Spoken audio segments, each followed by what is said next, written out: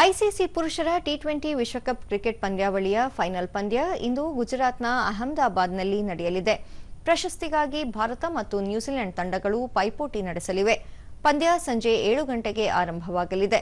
ಭಾರತ 2007 ಮತ್ತು 2024ರಲ್ಲಿ ICC T20 ವಿಶ್ವಕಪ್ ಪ್ರಶಸ್ತಿಯನ್ನು ಮುಡಿಗೇರಿಸಿಕೊಂಡಿದ್ದು, ಮೂರನೇ ಬಾರಿಗೆ ಪ್ರಶಸ್ತಿ ಪಡೆಯುವ ತವಕದಲ್ಲಿದೆ.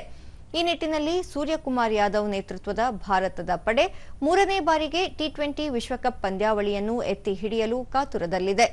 2021ರಲ್ಲಿ ರನ್ನರ್ ಅಪ್ ಆಗಿದ್ದ ನ್ಯೂಜಿಲೆಂಡ್ ಮೊದಲ ಬಾರಿಗೆ ಟಿ20 ವಿಶ್ವಕಪ್ ಕ್ರಿಕೆಟ್ ಚಾಂಪಿಯನ್ ಆಗಲು ತೀವ್ರ ಪೈಪೋಟಿ ನಡೆಸಿದೆ. ನಾಯಕ ಮಿಶೆಲ್ ಸ್ಯಾಂಟ್ನರ್ ನೇತೃತ್ವದ ನ್ಯೂಜಿಲೆಂಡ್ ತಂಡ ಪ್ರಶಸ್ತಿ ಗೆಲ್ಲುವ ಉತ್ಸಾಹದಲ್ಲಿದೆ. ಇಂದಿನ ಪಂದ್ಯಕ್ಕೆ ಈಗಾಗಲೇ ಉಭಯ ತಂಡಗಳು ಅಹಮದಾಬಾದ್ನಲ್ಲಿ ಬೀಡು ಬಿಟ್ಟಿದ್ದು, ತಾಲೀಮು ಆರಂಭಿಸಿವೆ.